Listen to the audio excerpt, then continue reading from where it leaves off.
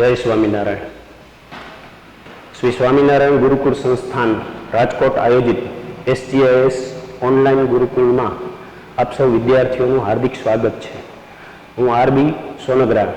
आज आपणे धोरण 10 में सामाजिक विज्ञान अंदर प्रकरण 15 में आर्थिक विकास नो अभ्यास करीशुं। अत्यार सुधी मित्रों आपणे धोरण 9 नी अंदर सामाजिक विज्ञान में मुख्य 3 विभाग था, इतिहास, भूगोल और नागरिक शास्त्र।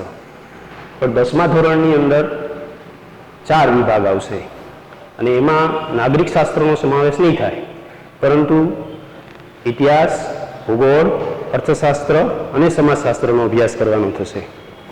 आज आपणे मित्रों अर्थशास्त्रनो प्रकरण 15 आर्थिक विकासनो अभ्यास करवाना छीए, जेमां तमे जोशो कि अर्थशास्त्र शब्द तमारा माटे नवो छे। तो सौथी पहला अर्थशास्त्र शुं एनी डेफिनेशन जोईए। तो अर्थशास्त्र एटले 2 शब्दोनो बनेलो छे, अर्थ अने शास्त्र। अर्थ एटले नाणुं अने शास्त्र एटले पद्धतिसरनुं ज्ञान। नाणानुं पद्धतिसरनुं ज्ञान एटले अर्थशास्त्र। अर्थशास्त्र जे छे ई व्यक्ति, देश, समाज बधा ज लोकोने नाणुं कई रीते कमावવું અને કમાયા પછી કઈ રીતે એનો ખર્ચ એટલે કે ઉપયોગ કરવો એના સિદ્ધાંત, એના નિયમો આપણને શીખવે છે। તો આર્થિક વિકાસના પ્રકરણની અંદર આપણે જે તે રાષ્ટ્ર જે છે એની અંદર આર્થિક વિકાસની પ્રક્રિયા કઈ રીતે બને છે એનો અભ્યાસ કરવાનો છે। તો દુનિયાના દેશો જે છે એને મુખ્યત્વે 2 વિભાગની અંદર વિભાજિત કરવામાં આવે છે, એક વિકસિત દેશો અને બીજા વિકાસશીલ દેશો। તો આપણે આજે આર્થિક વિકાસ એમનો અભ્યાસ કરશું। તો પહેલા હું તમને સમજાવીશ કે આર્થિક વિકાસ એટલે શું।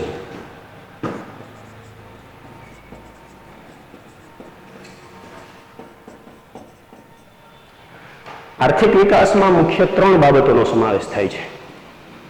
એક રાષ્ટ્રીય આવક, 2 માથાદીઠ આવક અને 3 જીવન ધોરણ। સૌથી પહેલા રાષ્ટ્રીય આવક કોને કહેવાય? તો કે દેશની કુલ આવકને રાષ્ટ્રીય આવક કહેવાય। પછી બીજું આવે છે માથાદીઠ આવક।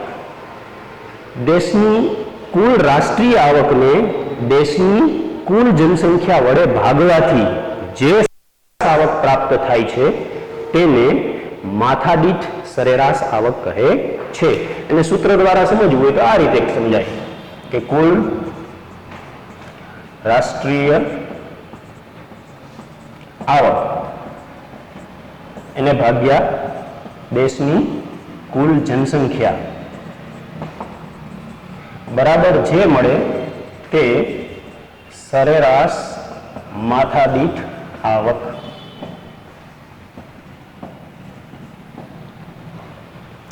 અને ત્રીજો શબ્દ છે જીવન ધોરણ। જીવન ધોરણની અંદર કઈ કઈ બાબતોનો સમાવેશ થાય છે? તો કે જીવન ધોરણની અંદર લોકોની પ્રાથમિક જરૂરિયાતો ઉપરાંત લોકોના જીવનને ગુણવત્તાસભર બનાવનારા જે બાબતો છે, જે સુવિધાઓ છે એનો સમાવેશ થાય છે। તો મુખ્યત્વે પાયાની જરૂરિયાતો જે છે એ કઈ છે? તો કે ખોરાક, પોશાક, રહેઠાણ, આરોગ્ય અને શિક્ષણ।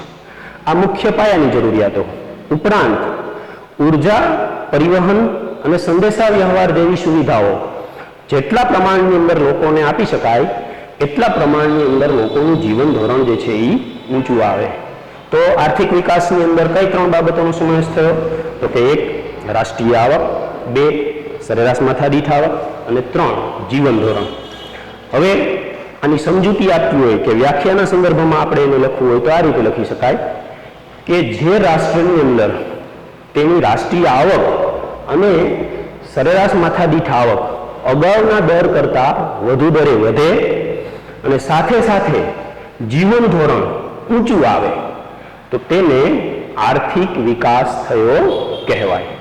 હવે આપણે ભારતના સંદર્ભમાં જોઈએ તો ભારતના સંદર્ભમાં જોઈએ તો આપણને જ્યારે આઝાદી મળી એ સમયે આપણા દેશની રાષ્ટ્રીય આવક અને લોકોની સરેરાશ માથાદીઠ આવક અને લોકોનું જીવન ધોરણ અગાઉના દર કરતાં વધારે દરે રાષ્ટ્રીય આવક અને માથાદીઠ આવકમાં વધારો થઈ રહ્યો છે.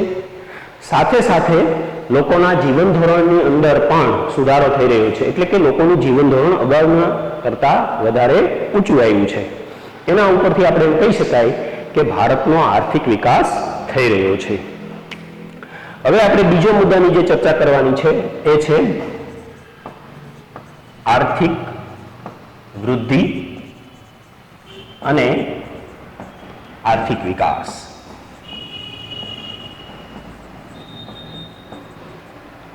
મિત્રો, આ પ્રકરણની અંદર હું એક બાબત સ્પષ્ટ કરી દેવા માંગુ છું કે આ પ્રકરણની અંદરથી મોટે ભાગે 2 માર્કના અને 3 માર્કના જ પ્રશ્નો પૂછાય છે. વધુ પડતા તો તમે 2 માર્કના જ ગણી શકો.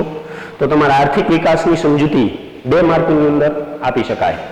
અને જો એ 3 માર્કની અંદર પૂછાય તો તમારે થોડું વિસ્તૃત લખવાનું, એટલે એ 3 માર્કની અંદર લખી શકાય.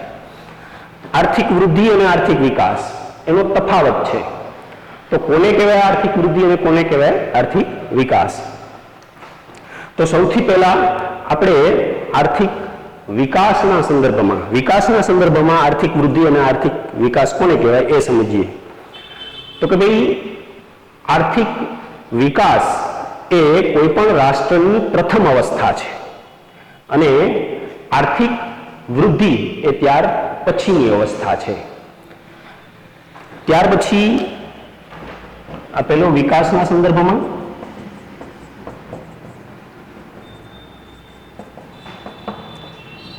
ત્યાર પછી અર્થતંત્રમાં પરિવર્તનના સંદર્ભમાં કોને આર્થિક વૃદ્ધિ કહેવાય અને કોને આર્થિક વિકાસ કહેવાય? તો અર્થતંત્રમાં પરિવર્તનના સંદર્ભમાં જોઈએ તો મિત્રો અહીંયા એક ખેતીનું ઉદાહરણ આપેલું છે કે ભાઈ, કૃષિની અંદર આપણી પાસે જુદા જુદા રાસાયણિક ખાતર, જંતુનાશક દવાઓ, બિયારણ વગેરેનો ઉપયોગ કરી અને સંશોધન દ્વારા આપણે કૃષિની અંદર કુલ ઉત્પાદનમાં વધારો કરીએ એને વિકાસ કહેવાય. જ્યારે આપણી પાસે જે કૃષિલાયક જમીન છે એ જમીનની અંદર જે ઉત્પાદન થઈ રહ્યું છે એ ઉત્પાદનમાં વધારો કરવા માટે આપણે વધુ કૃષિ ઉપયોગ માટે જમીનમાં વધારો કરીએ તો એ વૃદ્ધિ કહેવાય. એટલે કુલ ઉત્પાદનની અંદર તમે જોશો કે 10 વીઘા જમીન હોય તો 10 વીઘા જમીનની અંદર આપણે 100 મણ અનાજનું ઉત્પાદન કરતા હોઈએ, એ જમીનનો ટુકડો વધારીને 15 મણ કરીએ તો એ 150 મણ અનાજનું ઉત્પાદન થશે.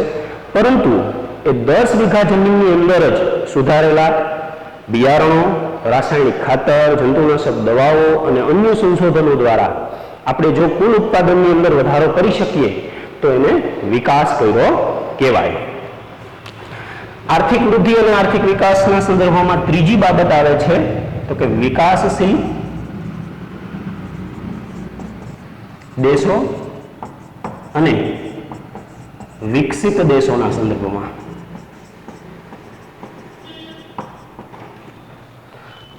તો વિકાસશીલ દેશો માટે રાષ્ટ્રીય આવકમાં થયેલો વધારો જે છે એ શું છે તો કે વિકાસ છે. જ્યારે વિકસિત દેશોમાં રાષ્ટ્રીય આવકમાં થયેલો વધારો એ એના માટે આર્થિક વૃદ્ધિ છે. સમજાઈ ગયું? ફરીથી, વિકાસશીલ દેશો માટે રાષ્ટ્રીય આવકમાં થયેલો વધારો એ આર્થિક વિકાસ છે. જ્યારે વિકસિત દેશોમાં રાષ્ટ્રીય આવકમાં થયેલો વધારો જે છે એ આર્થિક વૃદ્ધિ છે. તો આ ચર્ચા થઈ આપણી આર્થિક વૃદ્ધિ અને આર્થિક વિકાસની. આના પછી આપણે જે મુદ્દાની ચર્ચા કરવાની છે એ છે વિકાસશીલ અર્થતંત્રના લક્ષણો. મિત્રો, આપણે કોઈ પણ રાષ્ટ્રની ઓળખ મેળવવી હોય તો આપણે એ વિકસિત છે કે વિકાસશીલ તો એ આ લક્ષણો દ્વારા આપણે ઓળખી શકીએ. દાખલા તરીકે આપણે જોઈએ કે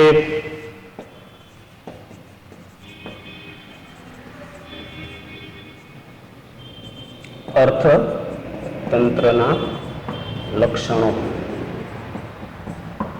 આપણે કોઈ બીમારી હોય તો બીમારીમાં સામાન્ય રીતે શું જોવે કે ભાઈ એની અંદર જુદા જુદા લક્ષણો આપણે એને તપાસીએ કે ભાઈ એને કયા કયા પ્રકારના એની અંદર લક્ષણો જોવા મળે છે.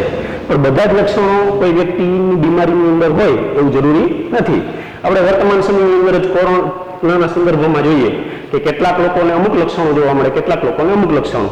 તો અહીંયા વિકાસશીલ અર્થતંત્રની અંદર આપણે જે લક્ષણોની ચર્ચા કરીએ એ તમામ લક્ષણો બધા જ દેશોની અંદર હોય એવું જરૂરી નથી. તો કોમન જે સામાન્ય રીતે જોવા મળતા જે મુખ્ય લક્ષણો છે એની આપણે ચર્ચા કરવાની છે. તો સૌથી પહેલું જે લક્ષણ છે એ છે માથાદીઠ આવક.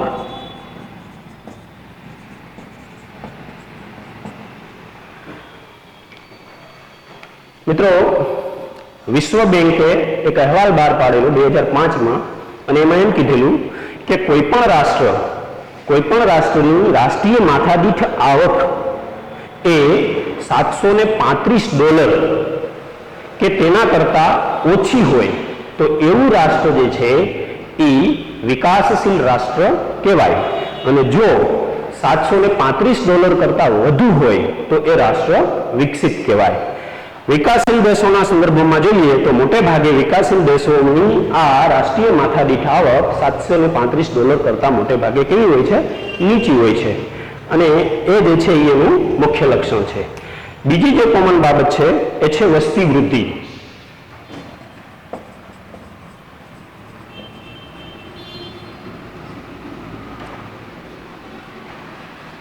વિકાસશીલ દેશોની અંદર સૌથી બીજો અગત્યનો મુદ્દો છે એ છે વસ્તી વૃદ્ધિ. તો કે આવા દેશોની અંદર મોટે ભાગે વસ્તી વૃદ્ધિનો દર 2% કે તેના કરતા વધુ હોય છે. ભારતના સંદર્ભમાં જોઈએ તો આપણે 20મી સદીની આસપાસ મોટે ભાગે આપણો વસ્તી વૃદ્ધિનો દર એ સમથિંગ 1.9%ની આસપાસ રહેતો, યાની કે વસ્તી વૃદ્ધિનો દર વધુ હતો. વર્તમાન સમયની અંદર આપણો વસ્તી વૃદ્ધિનો દર જે છે એ 1.4% જેટલો છે, જેને આપણે અંકુશમાં લાવી શક્યા છે. છતાં પણ આપણી ગણતરી જે છે એ વિકાસશીલ રાષ્ટ્રોની અંદર થાય. વસ્તી વૃદ્ધિ અહીંયા સૌથી અગત્યની બાબત એટલા માટે છે કે વધુ વસ્તી વૃદ્ધિનો દર હોવાને લીધે તેમની જરૂરિયાતો પૂરી કરવી, એમની સુવિધાઓ, એ બધી બાબતો જે છે એમના માટે સરકારે જે છે એ વધારે પ્રમાણની અંદર ખર્ચ કરવો પડે. ત્રીજું લક્ષણ જે છે એ છે કૃષિ ક્ષેત્ર પર અવલંબન.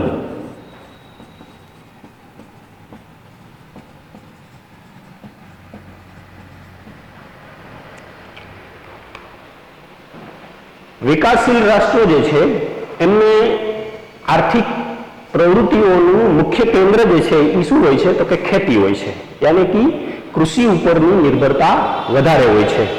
આવા દેશોને કૃષિ પ્રધાન દેશો કહે છે. મોટે ભાગે તમે જોશો કે એશિયા, આફ્રિકા અને લેટિન અમેરિકાના જે દેશો છે એમની આર્થિક પ્રવૃત્તિઓની અંદર મુખ્યત્વે કૃષિ પર નિર્ભર છે. ચોથો મુદ્દો છે આવકની અને સંપત્તિની અસમાન વહેંચણી.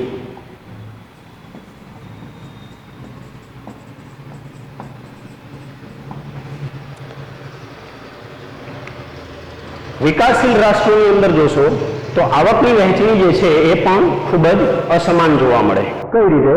તો કે કુલ વસ્તીનો ઉપરનો જે 20% હિસ્સો છે, યાની કે સાહુકારો જે છે, પૈસાદાર લોકો છે, એ રાષ્ટ્રની 40% જેટલી આવક લઈ જાય છે. જ્યારે નીચલો તબક્કો જે છે, રાષ્ટ્રનો નીચલો તબક્કો 20% જે વસ્તી છે એને ભાગે એ 10% જેટલી આવક જે છે એ આવે છે. એટલે એમ કહી શકીએ કે આવકની વહેંચણી જે છે એ અસમાન રીતે થયેલી હોય છે. મતલબ કે મોટાભાગની આવક જે છે એ પૈસાદાર લોકોના હાથમાં જાય છે. એટલે ધનવાન જે છે, પૈસાદાર છે, એ વધુ પૈસાદાર બને છે. એની સરખામણીએ ગરીબ લોકો જે છે એમની સ્થિતિમાં ઝડપથી સુધારો થતો નથી. ત્યાર પછી પાંચમો મુદ્દો છે બેરોજગારી.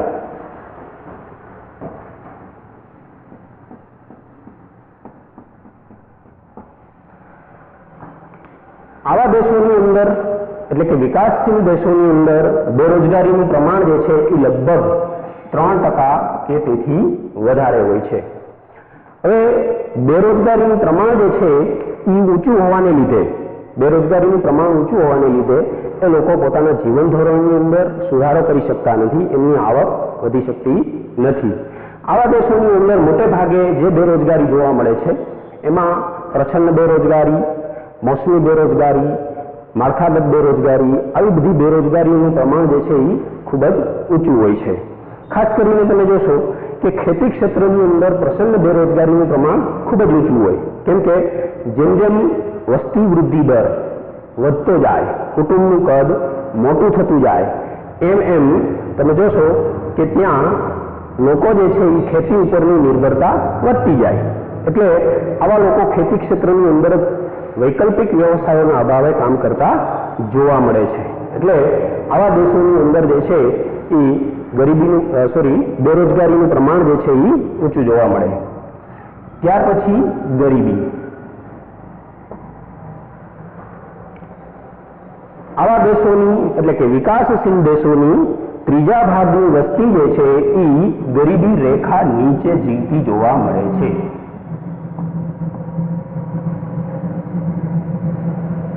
તમે એશિયા, આફ્રિકા, લેટિન અમેરિકાના દેશોની અંદર જોશો તો વસ્તીનો મોટો હિસ્સો જે છે એ ગરીબી રેખા નીચે જીવતો જોવા મળે.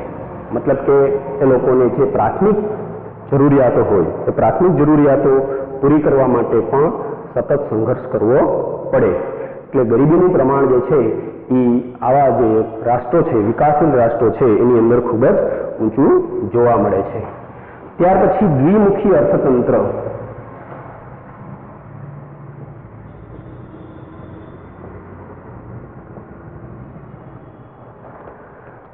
આવા દેશોની અંદર અર્થતંત્રનું માળખું જે છે એ દ્વિમુખી જોવા મળે. દ્વિમુખી એટલે બે મોઢા. બે મોઢા એટલે તો કે એક બાજુ આપણને શહેરોની અંદર જઈએ તો મોલ સંસ્કૃતિ, ઊંચું જીવન ધોરણ, મોટા મોટા ઉદ્યોગો, આ બધું જ્યારે આપણે જોઈએ ત્યારે આપણને એમ લાગે કે આ રાષ્ટ્રની અંદર તો ખૂબ જ વિકાસ થયેલો છે. જ્યારે બીજી બાજુ છેવાડાના વિસ્તારો, ગ્રામ્ય સભ્યતા ધરાવતા લોકો, આ બધાને પોતાની જરૂરિયાતો પૂરી કરવા માટે સતત સંઘર્ષ કરવો પડે. એની જરૂરિયાતો પૂરી થઈ શકતી નથી. ગ્રામ્ય ક્ષેત્રની અંદર લોકોની જરૂરિયાતો માટે પૂરી થઈ શકે એવી કોઈ સુવિધા હોતી નથી. એને સતત વંચિતતાની સ્થિતિમાં જે છે એ જીવવું પડે છે. એટલે આ રીતે વિકાસશીલ અર્થતંત્રની અંદર આપણને દ્વિમુખી એ અર્થતંત્ર જોવા મળે છે. એટલે કે અર્થતંત્રનું સ્વરૂપ જે છે એ કેવું જોવા મળે છે? દ્વિમુખી જોવા મળે છે. ત્યાર પછી પાયાની અપર્યાપ્ત સેવાઓ.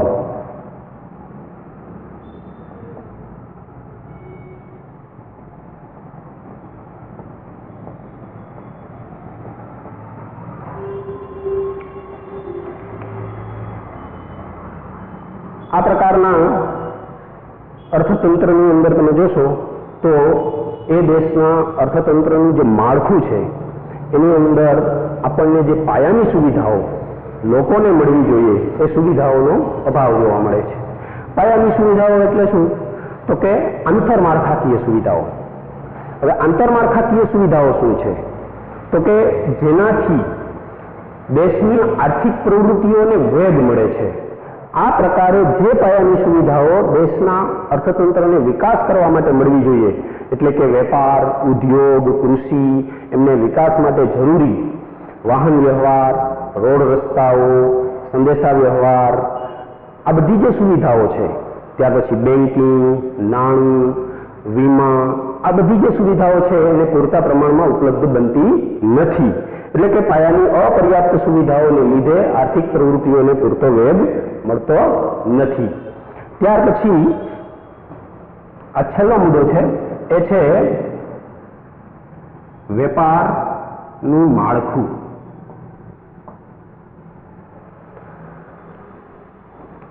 આ બધા દેશોની અંદર આંતરરાષ્ટ્રીય વેપારનું માળખું જે છે એ આપણને કેવું જોવા મળે છે? તો કે પછાત જોવા મળે છે. આ બધા જે રાષ્ટ્રો છે એ બધા રાષ્ટ્રોની અંદર આંતરરાષ્ટ્રીય વેપાર જે છે એ પછાત જોવા મળે. શું કરવા પછાત જોવા મળે? તો કે આ બધા દેશોમાં રાષ્ટ્રીય આવકનો મોટો આધાર જે છે એટલે કે કૃષિ ઉપર નિર્ભર હોય, કાચી પેદાશોના નિકાસ ઉપર નિર્ભર હોય. આ બધા દેશો વેપાર માટે શું કરે?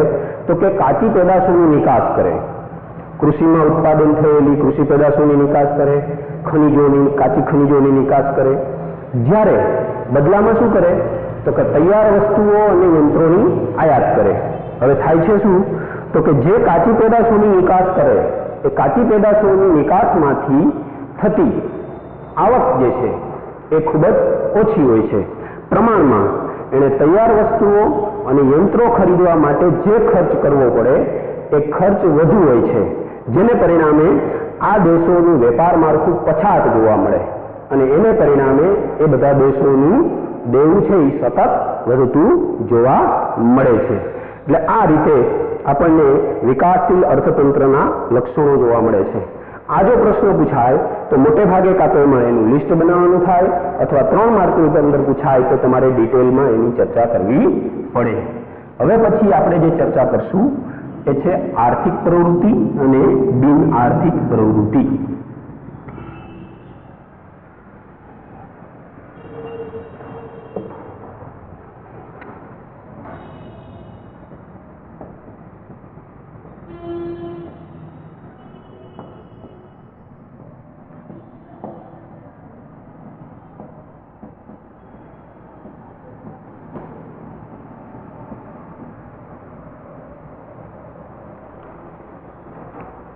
અર્થશાસ્ત્રના સંદર્ભમાં આર્થિક પ્રવૃત્તિ કોને કહેવાય અને બિન આર્થિક પ્રવૃત્તિ કોને કહેવાય એ સમજીએ.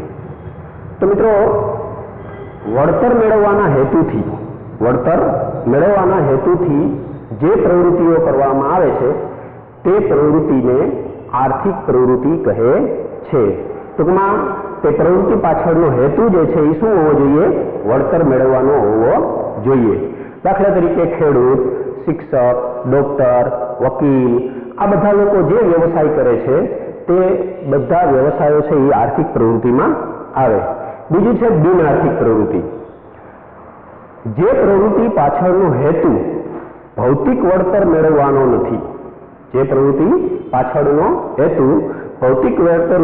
નથી, તેવી તમામ પ્રવૃત્તિઓનો સમાવેશ જે છે એ બિન આર્થિક પ્રવૃત્તિમાં થાય છે.